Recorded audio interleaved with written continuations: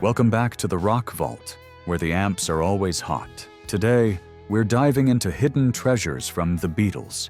Songs that slipped through the cracks, yet carried the same magic as their greatest hits. Let's rediscover these lost gems that could have ruled the airwaves. Here's a Beatles gem that slipped away from the spotlight. Sour Milk Sea was written by George Harrison during the band's spiritual retreat in Rishikesh, India, in 1968. While the Beatles never laid down a proper studio version, the song had all the hallmarks of a classic: spiritual lyrics, driving energy, and the unmistakable touch of Harrison's guitar. Instead of keeping it in-house, George handed the track over to Apple Records artist Jackie Lomax, and with it went a potential Beatles hit. The recording session was practically a rock summit. Alongside Lomax on vocals, the lineup featured Harrison himself, Paul McCartney, Ringo Starr, Eric Clapton, and Nicky Hopkins. That's an all-star roster by any standard, and the result was a powerful blues-drenched rocker filled with soul and bite. The lyrics, urging listeners to break free from negativity and embrace life's possibilities, were a reflection of Harrison's growing spiritual outlook. Deep, uplifting, and perfectly in tune with the late 60s countercultural moment. Now, imagine if this had been given the full Beatles treatment. Picture Lennon's harmonies soaring above McCartney's bass, Harrison's sharp riffs cutting through, and Ringo driving the groove with that laid-back swing only he could bring. It could have easily stood shoulder to shoulder with tracks from the White Album, or even found its place as a single, but history had other plans. And so, Sour Milk Sea became a hidden treasure rather than a household name. For many fans, discovering this track later on was like stumbling onto a forgotten photograph in an old shoebox. It's raw, it's spirited, and it's everything we love about the Beatles era distilled into one overlooked song. Hearing it today takes you right back to that transformative summer of 1968, when Eastern philosophy, psychedelia, and rock and roll were colliding in ways that felt revolutionary. In hindsight, Sour Milk Sea is one of those tantalizing what-ifs in Beatles history. It reminds us that even when a song slipped through their fingers, the magic didn't vanish. It lived on in bootlegs, in side projects, and in the imaginations of fans who wondered what could have been. And sometimes, that wonder is just as powerful as the hits we all know. And when I go away, I know my heart can stay with. Now there's something haunting about the quiet beauty of a song that never got its chance. Junk, written by Paul McCartney during the Beatles' retreat in India in 1968, is one of those timeless pieces that feels like it should have been on every radio in America. Intended at first for the White Album, and later revisited during the Let It Be sessions, the song somehow slipped through the cracks. Instead, Paul carried it into his solo career, where it finally saw the light of day on his debut album in 1970. At its core, Junk is deceptively simple. An acoustic ballad with gentle finger-picking and wistful lyrics, Paul's words paint pictures of discarded trinkets and broken toys, everyday objects that suddenly feel like metaphors for time lost and memories fading.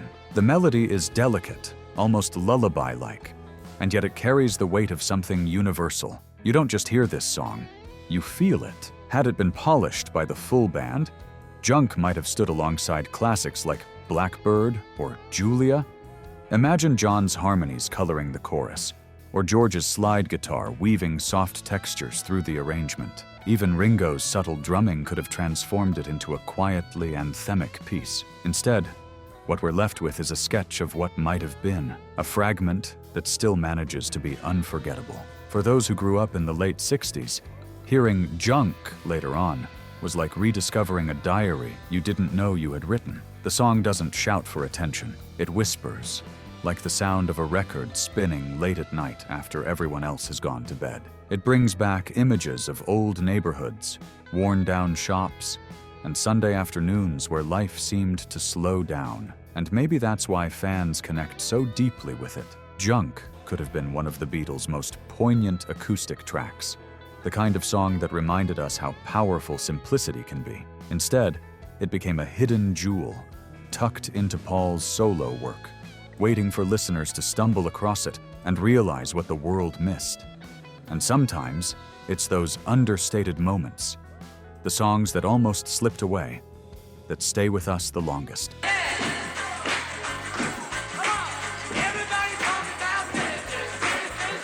There's something magical about the way John Lennon could take a fragment, a half-formed idea, and turn it into a window into his soul. Watching Rainbows is one of those songs, an unreleased jam from the Let It Be sessions in early 1969 that carried the spirit of rock and roll spontaneity. Lennon sat down at the electric piano and let loose, spilling out surreal lyrics and raw blues energy. Paul and Ringo backed him with a steady rhythm, though George sat this one out. What emerged was a free-flowing performance that could have been polished into a Beatles classic, but instead was left to fade into bootleg obscurity. The song has shades of I've Got a Feeling, and even a touch of Mean Mr. Mustard, with that same gritty jam session looseness. Lennon's vocals are rough around the edges, almost snarling at times, while the piano drives with a hypnotic pulse. There's a sense of urgency, of a band caught between frustration and freedom, letting the tape roll while creativity sparked in the room. Had it been developed further, Watching Rainbows could have been the kind of hidden rocker that fans cherished on late-night radio. For fans who later stumbled across bootlegs, Watching Rainbows felt like discovering a secret message from the band's final days together. It wasn't polished, it wasn't perfect, but it was real.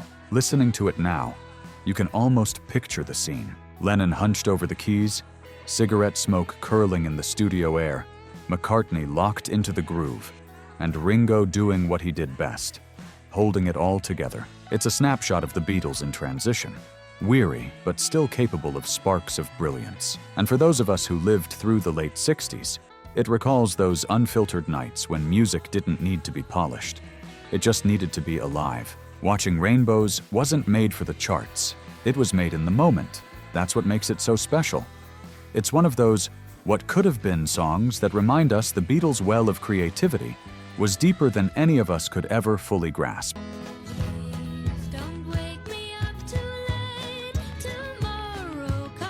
Every so often, a song escapes the Beatles' grasp and still finds a way to shine. Goodbye, written by Paul McCartney in 1969, is one of those bittersweet cases. Instead of keeping it for the band, Paul gave it to Apple Records artist Mary Hopkin as a follow-up to her smash hit, Those Were the Days. The result was a UK top 10 single. But imagine if the Beatles themselves had recorded it. The demo McCartney laid down is pure magic. Just his acoustic guitar, layered vocals, and hand claps carrying a melody that was instantly memorable. Lyrically, it's classic McCartney, warm, melodic, and tinged with a gentle sadness about parting ways. The official version with Hopkin is charming, but Paul's demo reveals the song's real power. You can practically hear the echoes of Yesterday in its melodic turns, and the charm of Hey Jude in its sing-along quality. Had the Beatles brought it into the studio, Goodbye could have been a perfect single.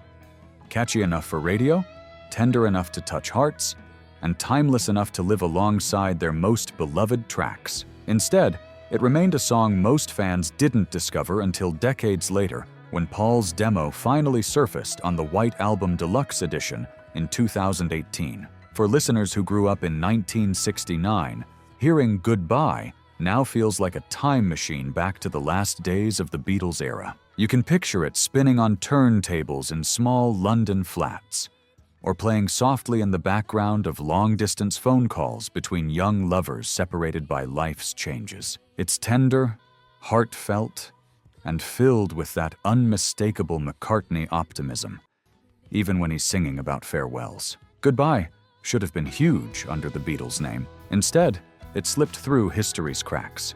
A reminder that even when the band set a masterpiece aside, the song still carried that spark of greatness. For fans, it's one of those hidden treasures that proves the Beatles' vault was overflowing with brilliance, more than the world ever fully heard.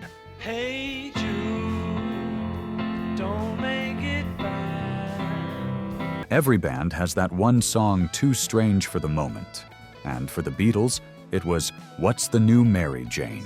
Recorded in 1968 during the White Album sessions, this Lennon-led track was their boldest step into avant-garde territory. A surreal mix of eerie piano chords, distorted vocals, random sound effects, and nonsensical lyrics, it was the Beatles at their most experimental. But while it was shelved at the time, buried for decades until its eventual release on Anthology 3 in 1996, it had the potential to become something far more. In many ways, this track captured Lennon's fascination with the avant-garde art scene he was exploring with Yoko Ono. It was chaotic, unpredictable, even unsettling at times. Yet beneath the noise there was a hypnotic pulse, an otherworldly energy that felt years ahead of its time. Imagine if they had refined it, added harmonies, or tightened the arrangement. It could have become an underground classic, something that challenged fans the way Revolution 9 did, but with a rock foundation strong enough to connect with the curious listener. For those who later discovered it, What's the New Mary Jane was like opening a secret doorway into the Beatles' creative process. It wasn't polished, but it was fearless. Fans who grew up in the 60s will remember how music was changing rapidly. Psychedelia, experimental art, and countercultural movements pushing boundaries. This track is a reminder of that era's adventurous spirit, when rock wasn't afraid to get weird and wonderful. Hearing it today, you can almost picture Lennon grinning mischievously at the controls, daring listeners to follow him down the rabbit hole. It may not have topped the charts, but it stands as one of those what-ifs that prove the Beatles' vault was deeper and stranger than most bands' entire catalogs. In another world, What's the New Mary Jane might have shocked audiences, sparked debate, and carved its own legendary status. Instead, it remains one of their most fascinating, overlooked experiments.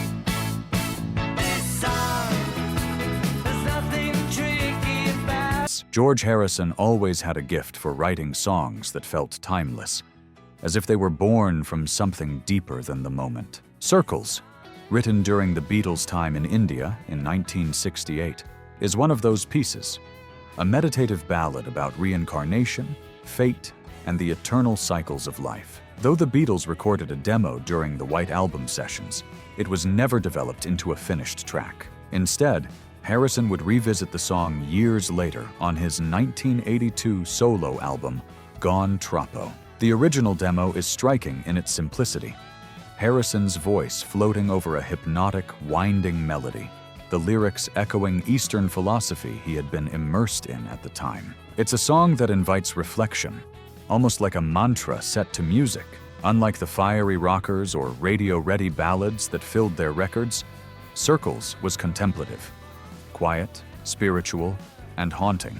And yet, in its own way, it carried the same magic as any Beatles classic. For fans who later discovered it on bootlegs or anniversary editions, Circles felt like peeking behind the curtain of Harrison's evolution as a songwriter. It was a reminder that even in the whirlwind of Beatlemania, George was plumbing depths of thought and spirituality that were rare in pop music.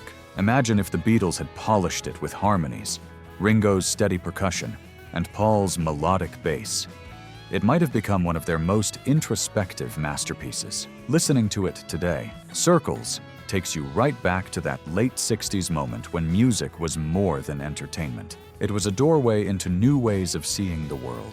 For those who lived through it, the song resonates with the quiet nights when records spun endlessly, and the world outside felt like it was changing with every note. Circles could have been one of the Beatles' most profound statements, a track that stood alongside Within You, Without You, and While My Guitar Gently Weeps, as proof of Harrison's growing genius. Instead, it remained tucked away, a hidden treasure only later revealed. And sometimes it's those overlooked songs that remind us just how vast the Beatles' creative universe really was. Try to see it my way. Do I have to keep on talking till I can go? Not every Beatles song came wrapped in perfection, but sometimes even their cast-offs held a spark worth remembering. If You've Got Trouble, written by John Lennon and Paul McCartney for Ringo Starr during the Help sessions in 1965, is one of those songs. Intended as Ringo's vocal spotlight on the album, it featured jangly guitars, upbeat rhythms, and a message about overcoming life's struggles with a shrug and a smile. Yet, despite being recorded, the band felt it wasn't strong enough, and the track was shelved, left gathering dust until its eventual release on Anthology 2 in 1996. Musically, it has that mid-60s Beatles energy, a chugging guitar line, Ringo's easygoing vocals, and a lighthearted charm that would have fit right alongside Act Naturally or I'm Down. The lyrics may not have reached Lennon and McCartney's usual heights, but the bones were there, a fun, catchy rocker tailor-made for Ringo's everyman delivery.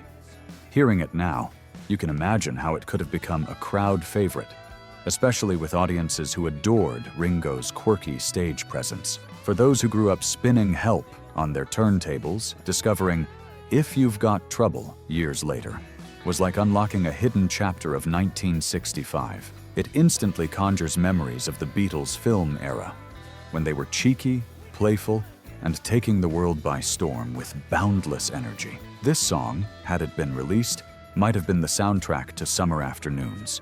Kids biking through neighborhoods with transistor radios blaring, or teenagers dancing in basements where Beatles posters lined the walls. It's also a reminder of Ringo's special role in the band. He wasn't just the drummer, he was the glue, the comic relief, the heart that fans connected to. A song like this, light and uplifting, could have reinforced his charm to an even greater degree. Instead, it became one of those what-ifs, a quirky gem left behind in the vault. Listening to it now, If You've Got Trouble doesn't feel like a failure. It feels like a time capsule. It's the sound of the Beatles in full stride, experimenting, laughing, and trying things out, even if they didn't always make the cut. And sometimes, those rough edges are exactly what remind us how human and how endlessly creative the band truly was. If you want it anytime, I can give it. Sometimes a song is so perfectly written it feels destined to be a hit, yet somehow it slips from the Beatles' hands. Come and Get It, penned by Paul McCartney in 1969 during the Abbey Road sessions, is one of those gems. Paul recorded a polished solo demo in a single take. Vocals, piano, percussion, all brimming with that effortless McCartney knack for infectious melody.